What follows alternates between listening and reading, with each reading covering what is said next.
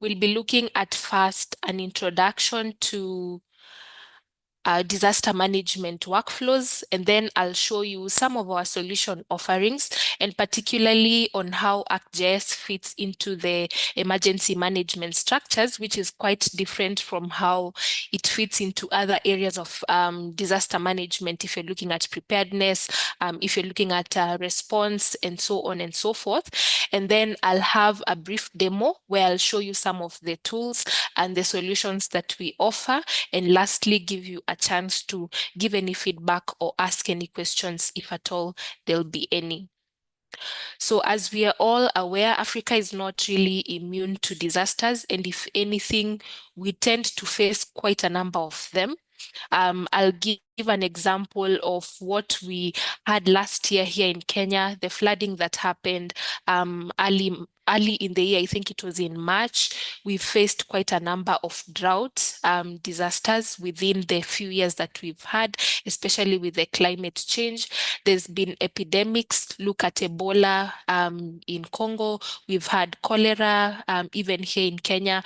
And so if you look at all these disasters that we end up facing and we end up seeing within the different scope, they are often similar. The challenges that we face in distributing information about the disasters, in accessing information about the disasters, are all similar. And most agencies, whether it's a non-governmental agency or government agency, a lot of them typically rely on 5 key components. A lot of them will rely on base maps and hard copy products, which act as references to know the locations, to know the areas that have been affected. Then we have the access to mobile field applications that are normally used to assess damage. And a lot of the times you'll find this information is either passed across Teams through WhatsApp, or even sometimes in Excel forms. And then we have the ability to have a common operational picture. And here we are looking at dashboards. So everyone needs to be in a point where they are responding and making decisions based on the same common picture that we are looking at, which could be a dashboard or an application. And finally, having access to applications that help anyone engage with either to inform them or alert them in case of scenarios. And in this case, we are looking at the public. So how do people know where to shelter? How do people know how to report of incidences? How do people know when to sort of move particular places and get to higher points in case we're having a flood or that sort of scenario? And this is where ArcGIS helps in the unification and modernization of the workflows when we are talking about emergency management. And I think it's important to sort of just mention that traditionally ArcGIS and any other GIS tool has always been seen as just a mapping tool. And I think that is where we are trying to separate what ArcGIS can do, because ArcGIS isn't just a mapping tool. It is a platform that really helps support anyone within the scope of disaster management. Look at the knowledge workers, and by knowledge workers, I am looking at the GIS analysts. I am looking at those people who are actually involved in the planning and analysis of data that is related to any kind of emergency. I am also looking at executives who, in this case, could traditionally not even have a GIS background, but can still benefit from tools that are available to sort of make quick decisions. You have a dashboard, it is breaking down the numbers for you, and you're able to now make decisions just by viewing this particular dashboard. Then we have the public who can be able to access different tools and applications to either check on any updates that are being given, or even note on alerts that are happening at any given time, so that they are able to respond to or even know where to go to in case of any assistance. And finally, we have another very key team, and this is where we are looking at the field teams, who not only offer us the data that we use to now better make decisions or understand the situation as it's going on, but again, are the backbone of any information that you find within a GIS system. So these are people who then need tools to help them collect data in real time. So across all these users, whether it's the executives, the public, the field teams, we have solutions and applications that can really help you and help you to do your work effectively. So if you're talking about the field teams, whether they are going to collect data using survey forms, we have survey 1, 2, 3. Whether you want to capture images, we have ArcGIS Quick Capture. Whether you want to go ahead and now do the map-centric data collection, we have ArcGIS Field Maps. For the public, we have tools like the ArcGIS Hub, which act as a consolidated portal for information sharing, for people to access information on any relevant case that is needed within an emergency. For the executives, we have the applications like the dashboards. For the knowledge workers, we have very powerful tools. Look at analysis in ArcGIS Pro, where you're able to quickly make analysis and create buffers and create hotspots that people can now avoid, and so on and so forth. So the ArcGIS acts as a platform to help support all of these people, so that at the end of the day, each of these people has access to tools that are relevant to them. But again, not only the platform itself, we have really tried over the years, based on the people we have worked with, based on the organizations we have supported, we have really tried to come up with ready-to-use applications and workflows that help any agency sort of have an easier time in terms of implementation and ensure that there is more sustainability in the response to these particular challenges and emergencies that we face. And a lot of the times, the solutions that you get to have come with web applications. For real-time mapping, we get to have field maps or field data collection tools to really just help you better prepare or configure your schemas for data collection. Then you get the base maps available in ArcGIS. We have quite a number of them within the platform that you can always leverage and utilize for you to just get context on the areas that you're working in. And then finally, we have pre-configured dashboards and models that you can always change and alter to suit the scenario that you're working with and to suit the situation that you're trying to help. And I think it's important to note that all this comes with a web-centric approach, which makes your organizations agile and responsive. So we don't need you to be in the office to be able to update information. Anyone who's in the field can fill in a form, and that form then feeds into a dashboard that other people are able to benefit in.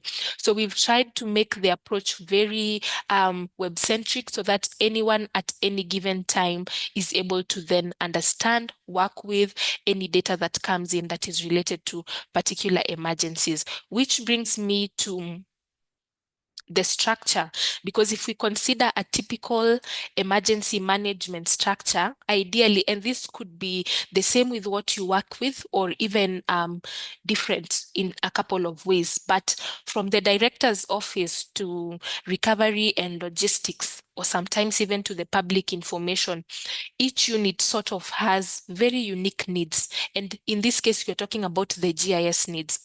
What a logistics person may want to utilize within the GIS space would be very different from what the director wants, for example, because while the logistics person wants to see the routes and the networks and know how to assign tasks to the different drivers who are taking resources to the different resource centers that we have, the director just wants to know the numbers. How many people have been affected? How many ADs do we have out in the field who are helping to support in particular emergencies? So again, the needs can be different. And I think it's important to note that, just as I've said, ArcGIS is not only just a mapping tool, it's a platform. It can be embedded across all these levels to be able to support, if it's mitigation planning, if it's preparedness training, if it's incident response, and even recovery coordination. You have the ability to utilize any of these tools to do that. And our mission really is to empower each of these areas with location-based insight, so that whatever department you're in, whatever role you serve, then you have a tool available for you. And I think now that we have looked at how all these entities work and how the structure is, we now have ready to go solutions. And here I'm talking about the emergency solution within the ArcGIS environment. And you're looking at solutions to help you prepare in preparedness, where we support if it's special event planning, if it is flood response planning, if it is hazard information portals, then we have that scope of solutions to help you really plan for that. And you'll realize here for preparedness, then you can develop tools that can be shared with the public so that anyone and everyone can be able to access. If it is the flood response plans, then where are the flood zones? Where are the nearest rescue centers in case we get a flood? Which is the nearest hospital in case someone gets injured during the floods? So you can prepare all this information prior to knowing that a flood is coming. And then that is something that people can always go to and utilize to get access to information. Then we look at something which is one thing that most of us sort of struggle with, which is the recovery. And we have the ability to now help people know how to react to the emergency. And in this case, I'll still use the flooding. You know, how do people know where we have road closures so that I don't use a road that will ultimately lead me to a point where I cannot move forward, I cannot go back, because we've had that even here in Kenya, where roads break and then we don't even know where we have road closures. Then incident briefings. If there is a building collapse somewhere, how do people access that information and be able to have real-time situational awareness? So again, you need to be able to know how to better prepare the solution so that people can have access to this particular side of things. And then we go to response and recovery, where we are looking at damage assessment, citizen service requests, being able to aggregate data for reporting so that we are able to have real-time analytics and tell that this is where we have situations happening. These are the number of people who've been affected. So at the end of the day, you're able to really enlighten people in terms of the information that is coming through the portal, the numbers, the damage that has been done, the cost that has been used into helping rescue particular situations, and then enable people to now make decisions from that. But more importantly, even though we have the preparedness, recovery, and response side, then we have the GIS and IT. We have the GIS and IT space, which now serves the GIS experts, you know, where you have the tools, you have the catalogs that can help you to really now better solve or better do your analytics. We have tools in ArcGIS Pro. If you want to prepare your network maps, if you want to do your routing maps, we have tools in ArcGIS Pro to help you do that. If you want to model baseline data for use in these particular activities in terms of response, so that people know where the shelters are, so that people can know where the police stations are, where the hospitals are, you can always now utilize tools like ArcGIS Pro to be able to create that baseline data, because that baseline data is what will help the decision maker at the top, who's the executive, the public, who's a user at the end of the day, the field teams who are trying to update information on their mobile applications, and then we can all sort of benefit through the work that is done by the GIS and IT. So at the end of the day, when we're looking at emergency response, we are still looking at these three key areas, and these three key areas will serve as a way for us to really then come to a point of realizing how we can better manage and how we can better leverage the power of ArcGIS.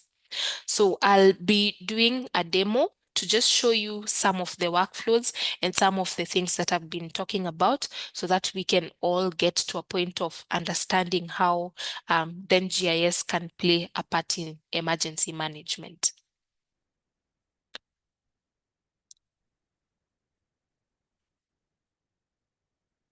Again, if you have any questions, you can type them out in the chat.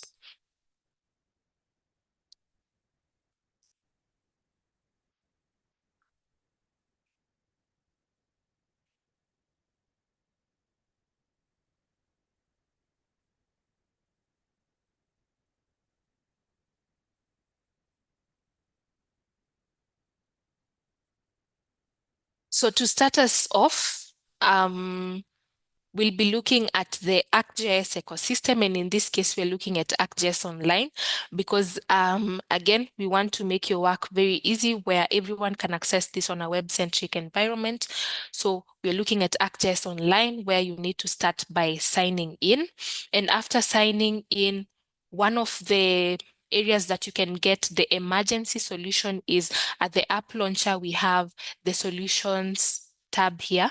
And if you open it, it will allow you to access all the solutions that we have within the ArcGIS ecosystem.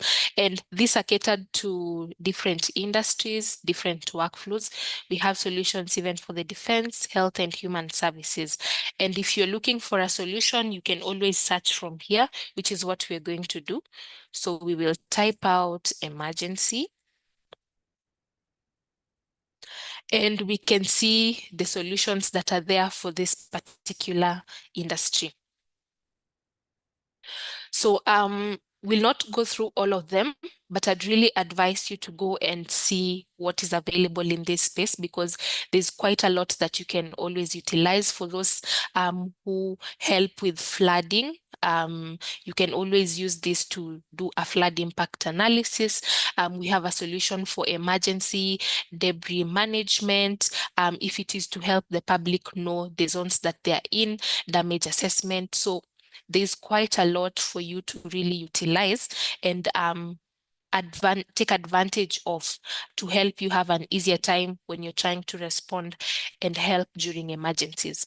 But our focus today is going to be on the emergency management operations, which is a solution that helps to maintain situational awareness, help the public to share essential information, emergency information, if it is where locations of crucial infrastructure is, then again, this could be a solution that can be used.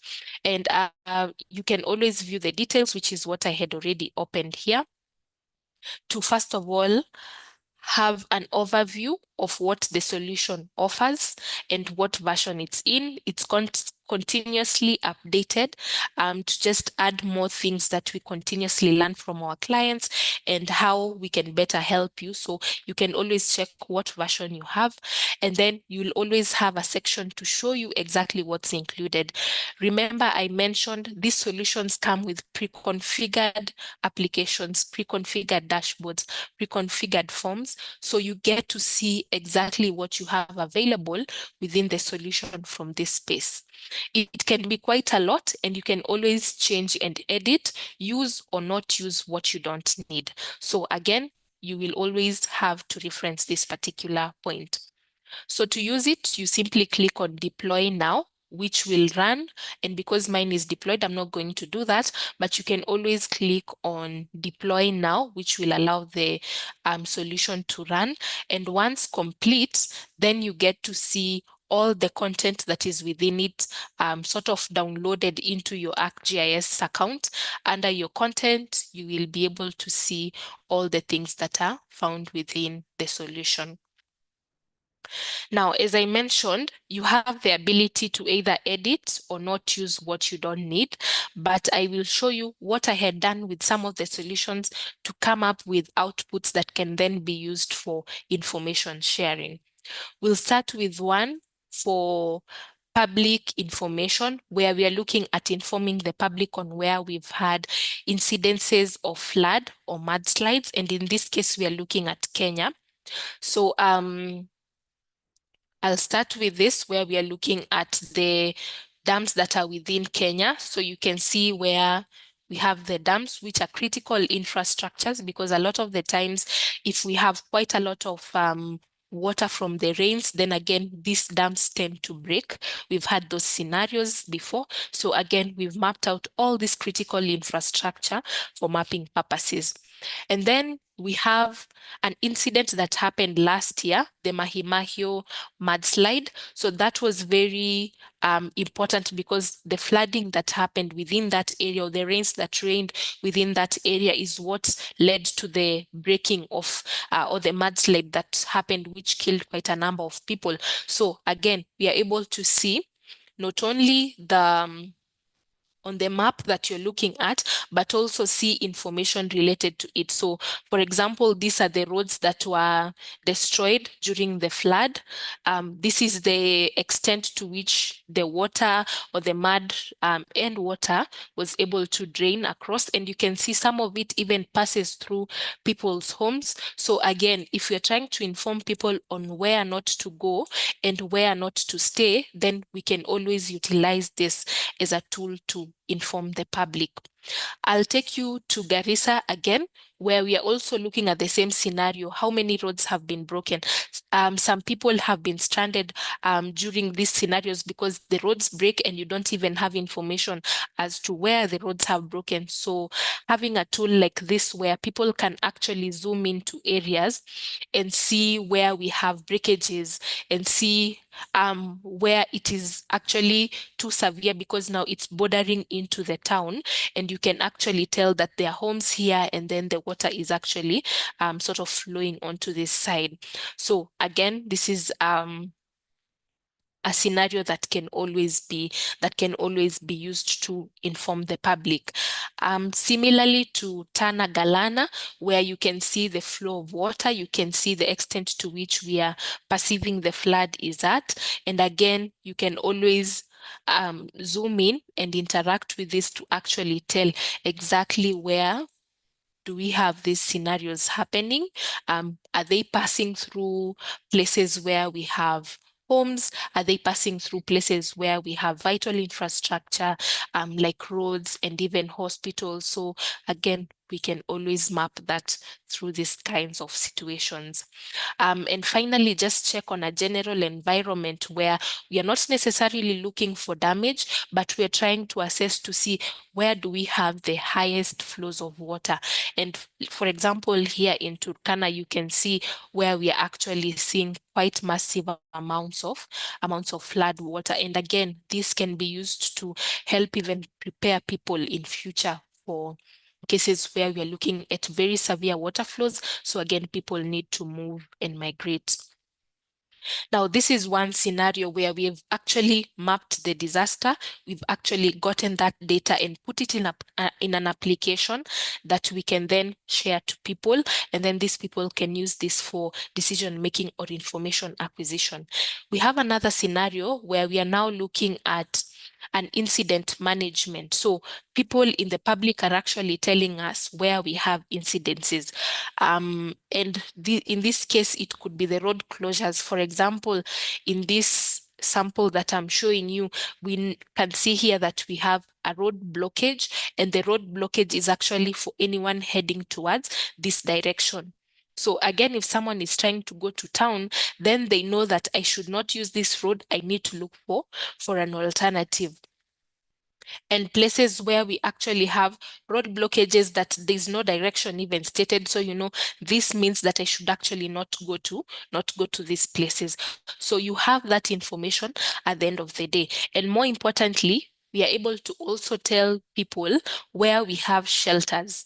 And shelters act as places where people can seek help, whether it is medical help, whether it is in terms of resources like food or water. Then we know to also tell them exactly where these are. And this acts as a point of reference for the public, because then they know where to get help in case they are stranded and need to be assisted.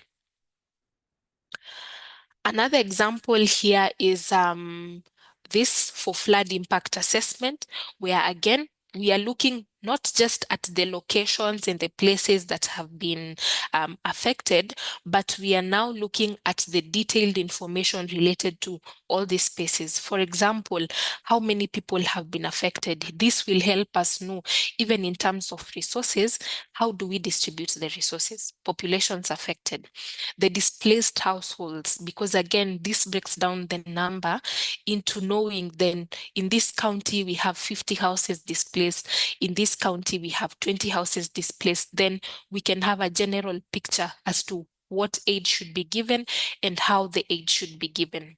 Now, in the scenario that we are looking at, which was the rains that happened last year here in Kenya, it was during school year. So the students were in school, they needed to go to class. But again, some of them did not even have a class to go to. So that is a critical area to map. So we are mapping the affected schools that were gotten during the floods. So this gives us a picture as to the affected schools are 28, and the schools will tell.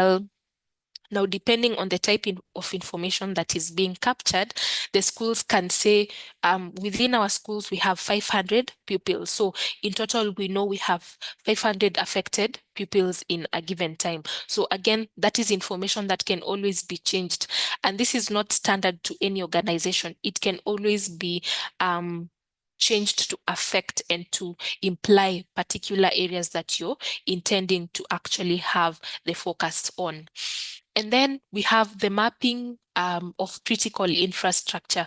Similarly to mapping the dams, we can always map things like bridges and the structures so that we know what has been damaged, how do we plan for the damage. For example, here, you can see that within Nairobi and Kiambu, we have a total of 17 impacted infrastructure. If you're looking at Mahimahu, we have a total of 2 impacted infrastructure. So again, this gives you just a sense of then we are not looking at high numbers in Mahimahu, but in Nairobi and Kiambu, we sort of need to plan towards helping them come back to sanity with the infrastructure that have been damaged. And then not just the that alone, but we are also looking at numbers like those who have succumbed to the particular disasters or emergencies we are looking at, those who are missing, those who've been injured, because these numbers will help us know what sort of scenarios we are looking at. If we have quite a number of people who are missing, then we will know to give out more aid in terms of search and rescue, so that we have more people going out to search for these missing people. We have more medical practitioners coming in to help those who've been injured. We have more practitioners coming in to help with those who've not been found or those who are missing. So again, at the end of the day, this breaks down the number for you in terms of what sort of aid should we bring out, what sort of help should we bring out in terms of resources. And then we now want to look at particular disasters, because while we know the kind of information that is being passed across, while we know the disaster itself is flood brings in quite a number of issues, mudslides. We've had lightning strikes that also occur. So we give the public an opportunity to then tell us exactly what has happened in your region. And you can see if people are telling you there's more drowning, if people are telling you there's more floods, if people are telling you we have landslides, if people are telling you due to the rains we've had structural collapse, then again, you get to have a feel of all this in this particular format, and it could be different. It doesn't have to be what you're seeing here. So you tell the percentages and you can tell the impact in terms of the effects of the rain into these different percentages. So I want you to think about it in terms of the type of help that you provide or the type of workflow that you have, and look at that in this particular format. So that's for flood impact assessment. But again, we can also look at being in a position to then inform the public, where in informing, we're looking at an incident that has been reported even 10 minutes ago or yesterday or 24 hours or 48 hours ago. So the public is able to see that currently we have an active emergency, which is a flash flood in Gikambura area in Kiambu, and the action required for the people of Gikambura who are currently occupying the areas around the river is to move to higher ground. So you're telling the public, this is just an application that can be embedded in any website. People are able to see that this is where the disaster is happening. This is the action that has been requested of us. And if anything, if they need any more information related to this incident, then they can always refer to the extra information given here, where you can tell that we have severe floods that have affected nearby villages, and the continuous rain can lead to further damage. So we advise you to kindly move to higher places. So again, this is something that can be shared to the public. And finally, in this scenario, you not only have to see what is happening currently, you can always see what has happened in the past. So we have an application like what you're seeing here, which again just breaks down for the public exactly what has been happening in the past. So if it is the flash floods that you've just seen, which also comes to this place, they can always tell if we had a fire, if we had a building collapse, if we had a road accident. All that can be information that is found here, and people can always reference it within their workflows. Now, we have looked at all this. This is just the output, but I want you to now go back to what I had mentioned, where we are looking at the field teams, because the field teams are what are the teams of people who feed all that you're seeing here. And they fill very crucial forms. It could be a survey 123 form, it could be a field maps form, it could be a quick capture form. So if, for example, we are looking at what you are looking at for the national disaster operations, where we are looking at the impact of the floods. So we have a form that can be sent out to anyone. This can be sent as a QR code.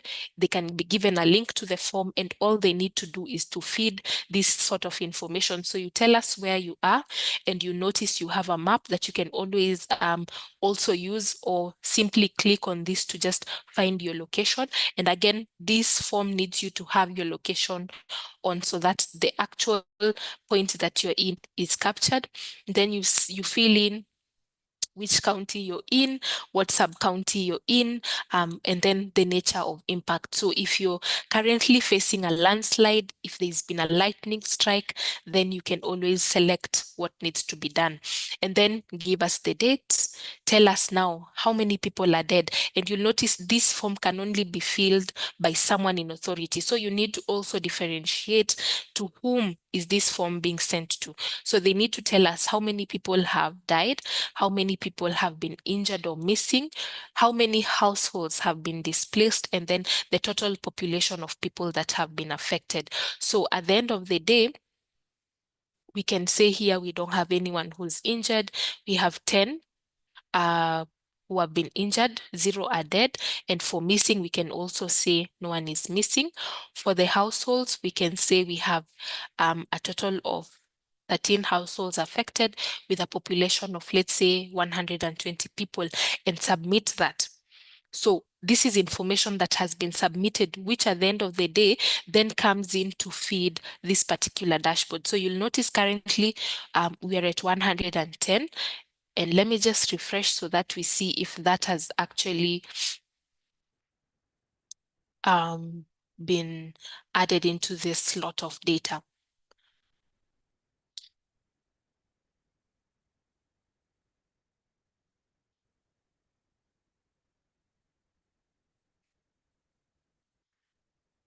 So this is a form that can definitely be shared to anyone. So currently we have a total of 140, and we can see that the number has actually increased. If I zoom out, let me just zoom into this area where we are.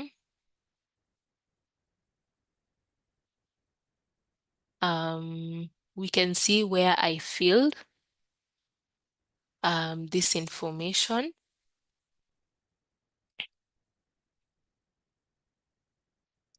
Let me just open this.